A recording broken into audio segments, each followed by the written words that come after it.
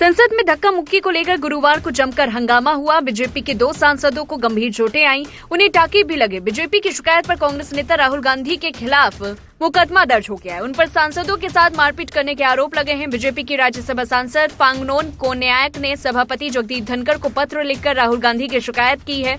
ST समुदाय से आने वाले नागालैंड की सांसद पांगनोन कोन्याक ने शर्मनाक खुलासा करते हुए कहा कि जब संसद के बाहर एनडीए सांसदों द्वारा शांतिपूर्ण प्रदर्शन किया जा रहा था, तभी राहुल गांधी वहां आए और वो मेरे बहुत ही करीब आकर चिल्लाने लगे। मुझे ये अच्छा नहीं लगा।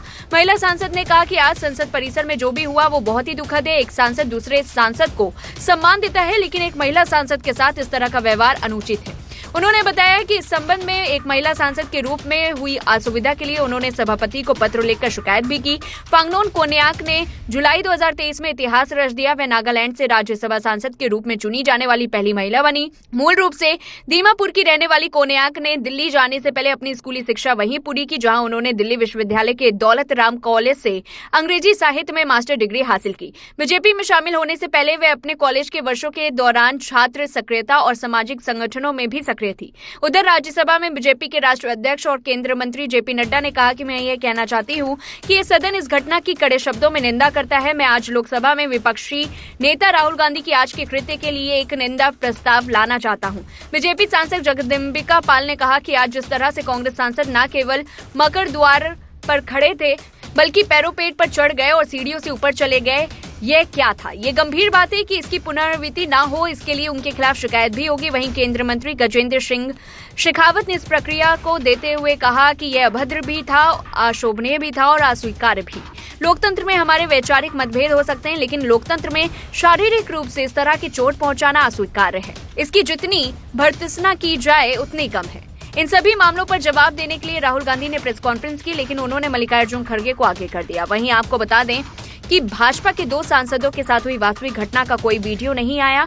कांग्रेस के इस दावे का समर्थन करने के लिए भी कोई वीडियो नहीं मिला। सबसे बड़ी बात, जहां पर यह घटना हुई वह पूरा इलाका सीसीटीवी कैमरों से घिरा हुआ है। अब उनकी फुटेज पूरी कहानियां बयां कर रही हैं। राहुल गांधी के खिलाफ कार्रवाई में भी इस फुटेज का इस्तेमाल किया जाएगा और यह महत्वपूर्ण साक्ष्य हो सकता है।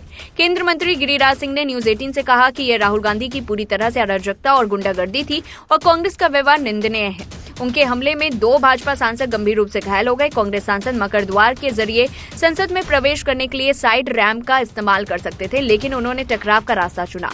उधर कांग्रेस के मणिकम टैगोर ने कहा कि भाजपा सांसदों ने कांग्रेस सांसदों का रास्ता रोकने की कोशिश की और राहुल गांधी ऐसे व्यक्ति नहीं हैं जो किसी को धक्का दे। सुप्रीम कोर्ट ने गाजियाबाद स्थित डासना मंदिर के महंत यति नरसिंहानंद के प्रस्ताव धर्म संसद के खिलाफ प्रशांत भूषण की याचिका खारिज कर दी। साथ ही कोर्ट ने उत्तर प्रदेश के अधिकारियों के खिलाफ अवमानना याचिका पर विचार करने से इंकार कर दिया। दरअसल यति नरसिंहानंद फाउंडेशन 17-21 दिसंबर को डासना के शिव शक्ति मंदिर में धर्म संसद आयोजित करने जा रहा है और इस आयोजन के खिलाफ प्रशांत भूषण ने अपनी याचिका में कहा था कि यहां नफरती भाषण दिए जाने की आशंका है। इसी पर सुनवाई से इंकार करते हुए मुख्य न्यायाधीश संजीव खन्ना ने कहा कि प्रदेश के अधिकारियों को सभी एहतियाती कदम उठाने का निर्देश दिया गया था। अदालत ने कहा कि उसके पास अन्य गंभीर मामले भी हैं और इसीलिए याचिकाकर्ता को हाईकोर्ट से संपर्क करना चाहिए। प्रशांत भूषण ने कहा कि नरसिंहानंद को इस शर्त पर जमानत मिली थी कि वे नफरती भाषण नहीं देंगे। इस पर सुप्रीम कोर्ट ने कहा, अगर आप सुप्रीम कोर्ट आ सकते हैं तो हाईकोर्ट क्यों नहीं जा सकते। कोर्ट ने धर्म संसद का वीडियो रिकॉर्डिंग करने का निर्देश दिया। इसके साथ ही अतिरिक्त सॉलिसिटर जनरल से निगरानी रखने के लिए कहा। हालांकि शीर्ष अदालत ने उत्तर प्रदेश राज्य को भी चेतावनी दी और राज्य प्राधिकारियों से कहा कि वे इस कार्यक्रम की निगरानी करें तथा यह भी सुनिश्चित करें कि इस वीडियो को रिकॉर्डिंग भी हो।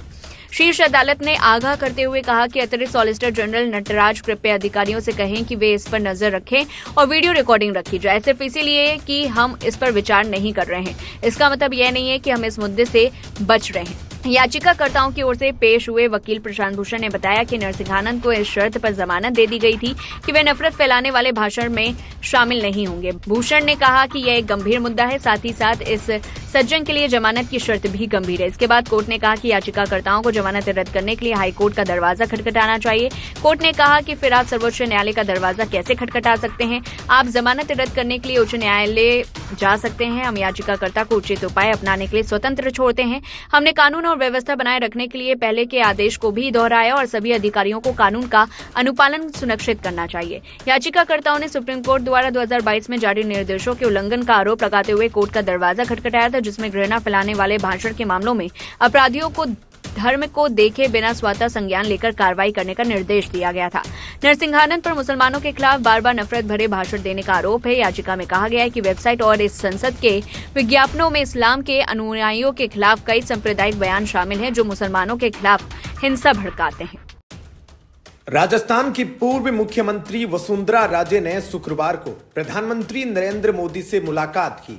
इस सियासी मुलाकात के बाद राजनीतिक हलचल बढ़ गई है। प्रदेश भाजपा प्रभारी राधा मोहन दास अग्रवाल ने सोशल मीडिया प्लेटफॉर्म पर मुलाकात की तस्वीरों को रीपोस्ट करते हुए बधाई दी है। ऐसा माना जा रहा है कि वसुंधरा राजे को दिल्ली से कोई बड़ा पद मिल सकता है, क्योंकि पिछले कई दिनों से राष्ट्रीय अध्यक्ष के तौर पर राजे का नाम चल रहा है। राजस्थान भाजपा प्रभारी राधा मोहन दास अग्रवाल ने वसुंधरा राजे और पीएम मोदी की मुलाकात की तस्वीर को शेयर करते हुए लिखा कि बहुत ढेर सारी शुभकामनाएं एवं बधाइयां। सूत्रों के मुताबिक प्रधानमंत्री नरेंद्र मोदी और वसुंधरा राजे ने पार्लियामेंट में मुलाकात की। दोनों के बीच करीब 20-25 मिनट तक बातचीत हुई। पीएम मोदी ने राजे से राजस्थान के बारे में फीडबैक लिया। राजे ने भजनलाल सरकार के कामों को लेकर अपनी बात रखी। इसके अलावा राजे ने संगठन को लेकर भी अपनी राय पीएम मोदी के सामने रखी। राजनीतिक गलियारों में चर्चा है कि उन्होंने 12 झालावाड़ में विकास कार्यों को लेकर सरकार की बेरुखी को लेकर शिकायत की है। साथ ही कहा कि मुख्यमंत्री मिलते हैं तो मान सम्मान देते हैं, लेकिन काम नहीं होते। उनकी कोई पद में रुचि नहीं है, बस केवल सरकार प्रदेश के लिए अच्छा काम करे, जिससे हम 2028 में फिर से रिपीट कर सके। पीएम मोदी ने राज्य को विकास कार्य करने का भरोसा दिलाया है, साथ ही पार्टी के साथ काम करने की सलाह दी। प्रधानमंत्री नरेंद्र मोदी ने भजनलाल सरकार की पहली वर्षगांठ के कार्यक्रम के दौरान मंच से भाषण में वसुंधरा की तारीफ की थी। उन्होंने कहा था कि भैरों सिंह शेखावत ने राजस्थान में विकास की सशक्त नींव रखी। उसके बाद वसुंधरा राजे ने कमान संभाली और सुशासन की विरासत को आगे बढ़ाया। साथ ही यह भी कहा कि राज्य की धरोहर को भजनलाल की सरकार और समृद्ध करने में जुटी है। राजे ने बीते दिनों नवंबर माह में झालावाड़ में महाराणा प्रताप की प्रतिमा का अनावरण करते हुए कई सियासी तीर चलाए थे। उस मौके पर दिया गया राजे का स्पीच अभी भी खासा चर्चा में बना हुआ है। उसके बाद जब पार्टी में हलचल हुई तो सभी राजे को कद्दावर नेता बताते हुए उनके बयानों से किनारा कर लिए थे। उस कार्यक्रम में राजे ने कहा था कि बादल कुछ देर तो सूरज के आगे आकर उसे अदृश्य कर सकते हैं, लेकिन ज्यादा देर तक उसका तेज रोकने का उनमें सामर्थ्य नहीं होता है। इसके साथ ही वसुंधरा राजे ने यह भी कहा था कि आजकल लोग पीठ में छुरा घोंपने में माहिर है। इस कार्यक्रम में राजे ने अत्यंत विकट परिस्थिति का जिक्र करते हुए कहा कि जो हालात से हार नहीं मानते हैं, जीत आखिरकार उन्हीं की होती है। इस समारोह में राजे ने समय और हालात का जिक्र करते हुए और महाराणा प्रताप का उदाहरण देते हुए कहा कि समय का चक्र पहिए सा घूमता है। कभी कभी महलों में मखमल पर सोने वाले राजा को भी जंगल में कांटों पर सोना पड़ता है। इन बयानों के करीब एक माह बाद अब राजे का पीएम मोदी से मुलाकात होना राजनीतिक गलियारों में हलचल मचाए हुए है। उल्लेखनीय है कि पिछले विधानसभा चुनाव में प्रभावी भूमिका नहीं मिलने से राज्य के खफा होने की काफी चर्चाएं रही थी। विधानसभा चुनाव के बाद राज्य की तीसरी बार सीएम बनने की चर्चाओं ने जोर पकड़ लिया था, लेकिन ऐसा हो नहीं पाया और पार्टी ने राजस्थान की कमान पहली बार विधायक बने भजनलाल शर्मा को सौंप दी। उसके बाद से राज्य ने कई बार पार्टी और सार्वजनिक समारोह में बिना किसी का नाम लिए कई बड़े बयान दिए थे। विधानसभा उपचुनाव में भी राज्य बहुत ज्यादा सक्रिय नहीं रही थी। इसको लेकर भी पार्टी के भीतर और बाहर तरह तरह की चर्चाओं ने तूल पकड़ा था। फिलहाल इस खबर में इतना ही। आगे की अपडेट के लिए बने रहिए हमारे साथ। धन्यवाद। राज्यसभा में गृह मंत्री अमित शाह द्वारा बाबा साहेब भीमराव अंबेडकर पर दिए गए बयान को लेकर विरोध प्रदर्शनों का दौर जारी है। इस बीच यूपी सरकार के मंत्री और सुहेल देव भारतीय समाज पार्टी के प्रमुख ओम प्रकाश राजभर ने कांग्रेस पर हमला बोला है। उन्होंने कहा कि आजादी की लड़ाई के समय से ही कांग्रेस डॉक्टर बाबा साहब अंबेडकर की विरोधी रही है। जब जब बाबा साहब अंबेडकर ने पिछड़े, दलित, गरीब, शोषित, अल्पसंख्यकों की लड़ाई के लिए संघर्ष किया तो कांग्रेस के साथ ही संघर्ष हुआ। कांग्रेस ने हमेशा उनका विरोध किया। शनिवार को लखनऊ में मीडिया से बात करते हुए ओम प्रकाश राजभर ने कहा कि पिछड़े, दलित और अल्पसंख्यकों के अधिकारों को लेकर कांग्रेस ने कभी बाबा साहेब भीमराव अंबेडकर का खुलकर समर्थन नहीं किया, हमेशा विरोध किया कांग्रेस ने। अमित शाह के बयान के खिलाफ बसपा सुप्रीमो मायावती द्वारा देशव्यापी आंदोलन के ऐलान पर ओम प्रकाश राजभर ने कहा कि लोकतंत्र में जिसे जिस तरह से अपनी बात कहनी है वैसे कहे, किसी को कोई रोक नहीं है। मंत्री ओम प्रकाश राजभर ने सरकार की तारीफ करते हुए कहा कि देश के प्रधानमंत्री नरेंद्र मोदी गरीबों के लिए हमेशा चिंतनशील रहते हैं। हमारी सरकार की जीरो पॉवर्टी की योजना है। जिस गरीब के पास मड़ाई है उसे छत देने का काम किया जा रहा है। गरीबों को छत, शौचालय, आयुष्मान कार्ड और राशन देने का काम कर रहे हैं। 15 लाख गरीब परिवारों को आवास, आयुष्मान सहित इस समय तमाम सरकारी लाभ मिलने जा रहे हैं। ओम प्रकाश राजभर ने समाजवादी पार्टी पर भी निशाना साधा। उन्होंने कहा कि कांग्रेस और सपा का एजेंडा रहा है कि जब किसी व्यक्ति की जरूरत हो उसको यूज करे। राजभर ने कहा कि बाबा साहेब भीमराव अंबेडकर के बाद काशीराम जी ने दलितों को आगे बढ़ाया है। संसद में हुई धक्का मुक्की के मामले में राहुल गांधी के खिलाफ कड़ी कार्रवाई की मांग हो रही है। राष्ट्रीय महिला आयोग ने इस सिलसिले में लोकसभा के चेयरमैन को पत्र भी लिखा है। महिला आयोग ने कहा कि बीजेपी महिला सांसद से बदसलूकी मामले में राहुल के खिलाफ एक्शन होना चाहिए। इससे पहले गुरुवार को अंबेडकर विवाद को लेकर संसद में जबरदस्त हंगामा देखने को मिला। इस दौरान बीजेपी और विपक्ष के सांसदों के बीच धक्का मुक्की भी हुई। ओडिशा की बालासोर लोकसभा सीट से सांसद प्रताप सारंगी इस धक्का मुक्की में चोटिल हो गए। उन्होंने आरोप लगाया कि कांग्रेस नेता राहुल ने एक सांसद को धक्का दिया जो बाद में उनके ऊपर जा गिरा।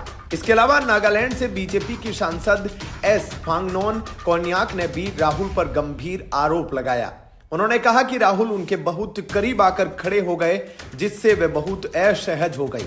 फांगनोन ने कहा कि राहुल ने उन्हें धमकी भी दी। बता दें कि यह सारा बवाल केंद्रीय गृह मंत्री अमित शाह के बयान के बाद शुरू हुआ। दरअसल शाह ने 17 दिसंबर को राज्यसभा में BR अंबेडकर को लेकर बयान दिया था जिस पर विपक्ष भड़क गया है। विपक्षी सांसदों ने गुरुवार को संसद परिसर में अमित शाह के खिलाफ विरोध मार्च निकाला। इस दौरान कांग्रेस नेता राहुल गांधी और प्रियंका गांधी नीले कपड़े पहनकर संसद पहुंचे। गौरतलब है कि इससे पहले भी गृह मंत्री अमित शाह ने लोकसभा में कहा था कि आजकल एक फैशन सा हो गया है अंबेडकर अंबेडकर। अरे इतना नाम अगर आप भगवान का लेते तो 7 जन्मों तक आपको स्वर्ग मिल जाता। शाह के इस बयान पर विपक्ष ने कड़ी प्रतिक्रिया दी है। विपक्षी दलों ने आरोप लगाया कि बीजेपी और आरएसएस के नेता अंबेडकर से नफरत करते हैं। यही वजह है कि शाह ने ऐसा बयान दिया है। इसके साथ ही विपक्ष मांग कर रहा है कि गृह मंत्री अपने बयान पर माफी मांगे।